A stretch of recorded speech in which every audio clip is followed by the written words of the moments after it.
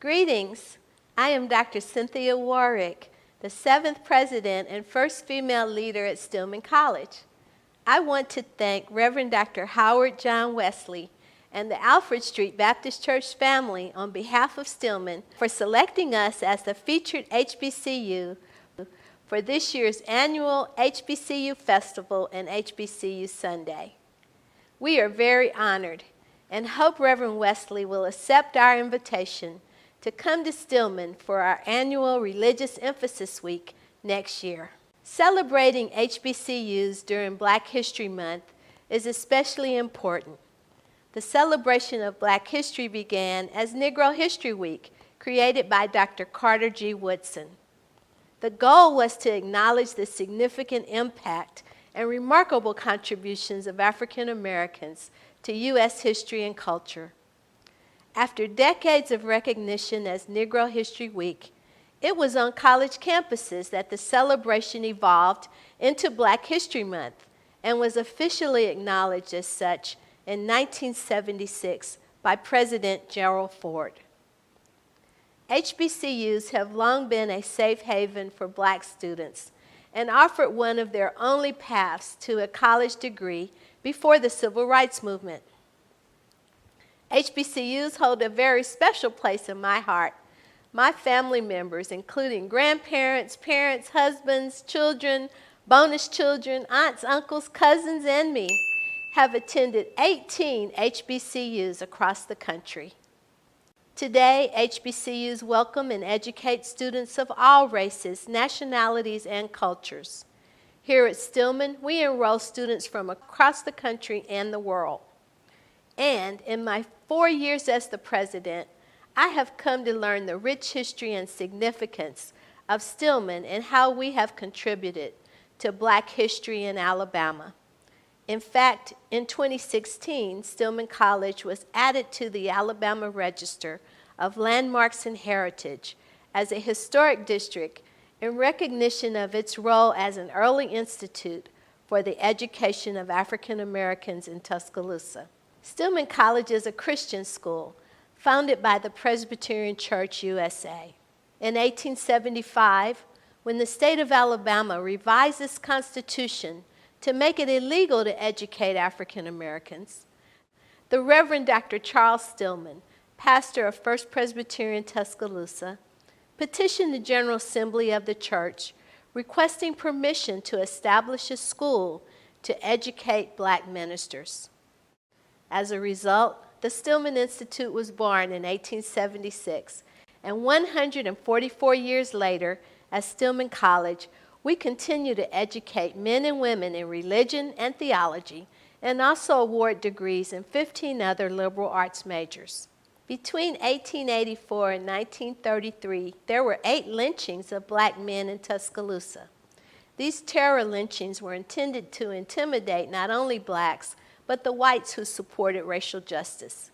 In fact, a lynching occurred on the grounds of First Presbyterian Church, Tuscaloosa, shortly after Dr. Stillman began the Institute. The Equal Justice Initiative, founded by Bryan Stevenson, has documented more than 350 lynchings in Alabama alone. EJI collects dirt in a glass jar from each of the grounds where people were lynched and are on display at the Lynching Memorial in Montgomery, Alabama. One such jar of dirt is from First Presbyterian Tuscaloosa. It is due to our history and the truly powerful stories of our founders, alumni, students, and staff members that we will establish the Stillman Museum of Civil Rights to document these stories and to showcase the leaders and events that have enabled Stillman to progress for 144 years. With a planning grant from the U.S. Department of Interior's National Park Service, we began in August 2020 the plan for the Stillman Museum in our Sheppard Library, which was nominated to the National Register. This library is named after Stillman alumnus Reverend William Henry Sheppard, who graduated in 1887 and is known as the Black Livingston. Sheppard and fellow clergy Samuel Lapsley, his white supervisor, traveled to the Congo as the first missionaries to Africa of the Presbyterian Church in 1890. Sheppard was permitted to establish the first mission of the Presbyterian Church by King Leopold II of Belgium. He lived in the Congo for 20 years among the Bakuba tribe and witnessed the atrocities against the natives. Sheppard then shared evidence of these atrocities by the Belgian government and the Kasai Rubber Company with the New York Times and testified in international court regarding the cruelty and violence in direct violation of the Berlin Act of 1885. Sheppard's actions led to the Congo's freedom from Belgian rule, and his papers and artifacts are archived at the National Presbyterian Historical Society in Philadelphia. The Stillman Museum will present the history of Stillman and Sheppard in a digital format, as well as persons like Hallie Paxson Winsborough, who, as the superintendent of the Women's Auxiliary of the Presbyterian Church, organized the first conference for Negro women in 1916 at the Stillman Institute, which 155 delegates attended, representing 6 different states and 16 different towns, including Reverend and Mrs. Sheppard. Because there was no female housing on the campus, the participants stayed in the men's dormitory for $10 per week, room and board.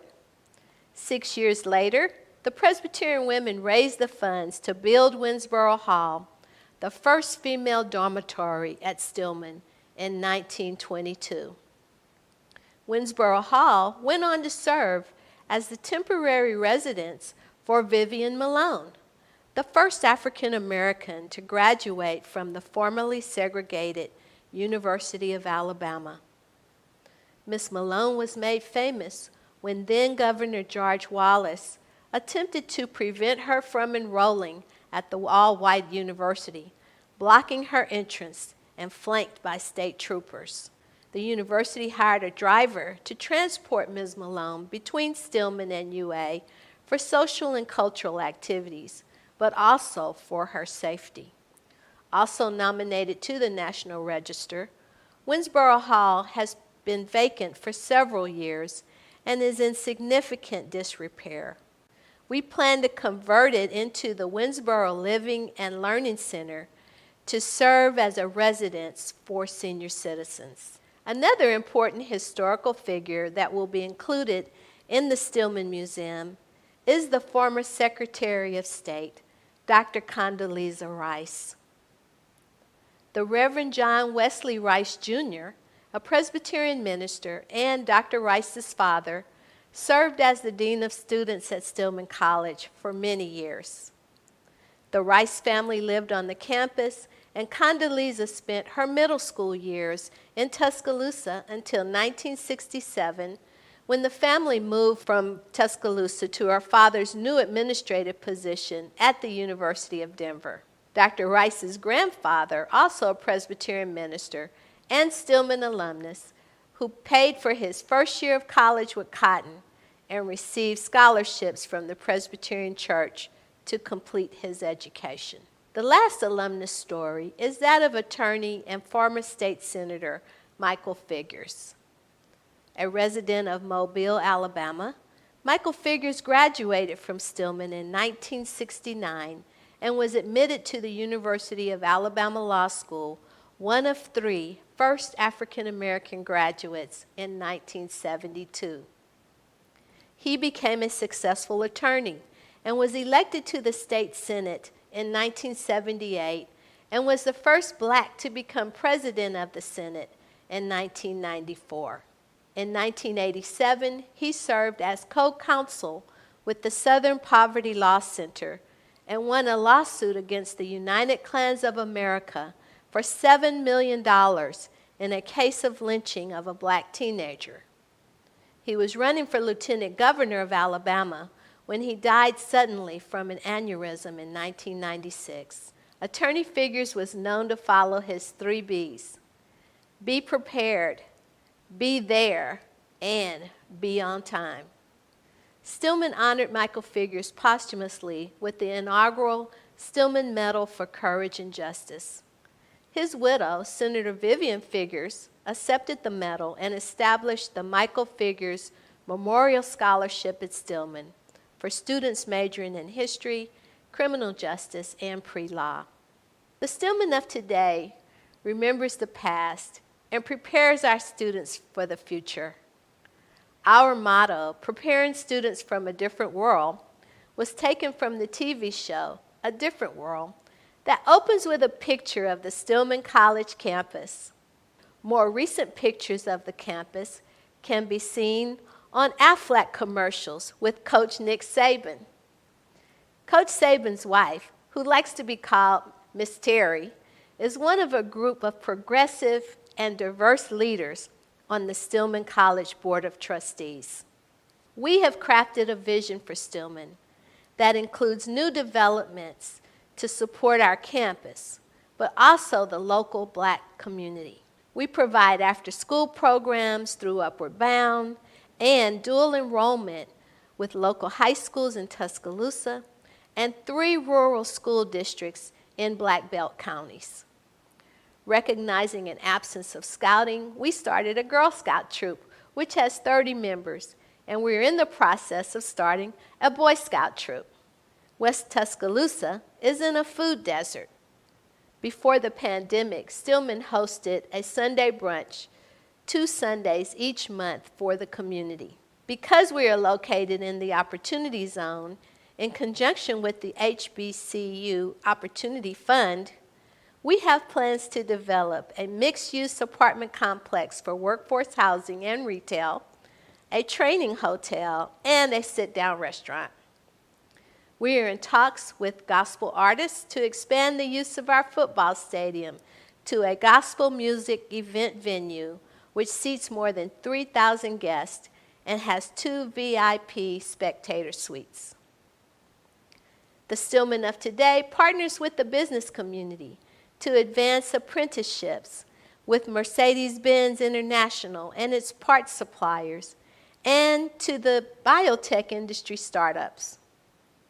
We recently received funding from the National Security Agency and DoD in cybersecurity and from FedEx in data and business analytics. We also partner with IBM, Apple, Google, and the Southern Company in career development initiatives across multiple disciplines. We are most proud of leading the effort for 44 HBCUs to receive $1.3 billion in loan forgiveness from the HBCU Capital Finance Program. This move positions Stillman for growth and partnership with the HBCU initiatives that will be launched by the Biden-Harris administration. I think Black History Month is in February because it encompasses the Lenten season, when we remember the sacrifice and suffering of Jesus' 40 days and nights in the wilderness and his temptation by Satan. Celebrating Black history helps us remember the many African Americans who have sacrificed and accomplished great things. I believe Carter G. Woodson would be very proud of how Black history is celebrated today, how Alfred Street Baptist Church celebrates and supports HBCUs, and by doing so, stops the miseducation of the Negro. Thank you for allowing me to share the Stillman story and for your support of our efforts in providing a Christian education and environment for young people who aspire to servant leadership positions in the nation and the world. We look forward to continuing our efforts to make HBCUs the best they can be, because they are needed as much today as they were in the 1800s, more than 150 years ago. Believers in the HBCU value proposition, like Alfred Street Baptist Church, help make the difference in not only the first-generation college students that we serve, but in the entire Black community. Thank you.